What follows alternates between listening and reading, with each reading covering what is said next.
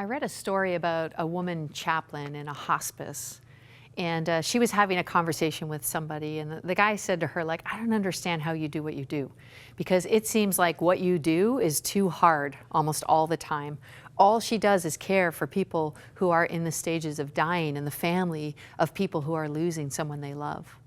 The chaplain said, let me explain to you one of the ways that makes my ministry here a great joy.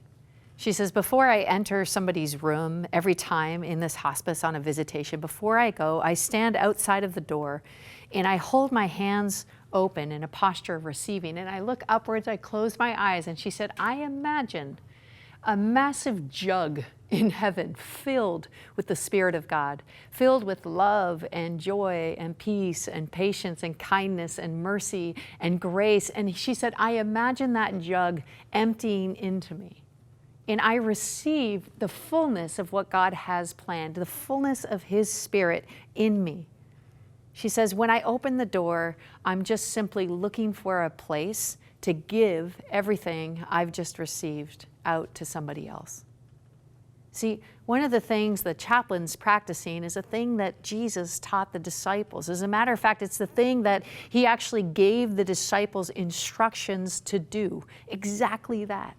To take all of the power of the Holy Spirit, to take all of the resources from heaven, to take all that He wanted to give them and give it out to other people. This is a posture that helps us to practice the ways of Jesus.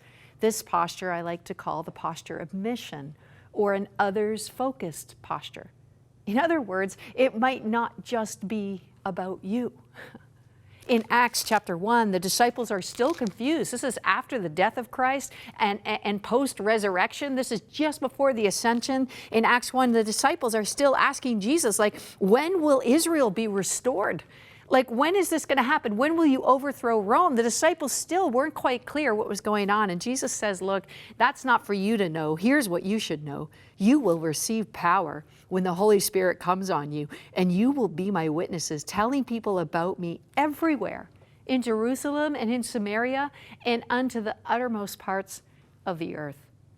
A mission posture is a life that's focused on taking all of the inexhaustible resources of heaven and pouring them out into the lives of people outside of ourselves.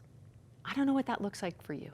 Maybe you just need to receive those things in your life. But once you've received them, can I give you a hint from Jesus? They're for you to give to others. They're for you to pour out into others. Live a mission-focused life.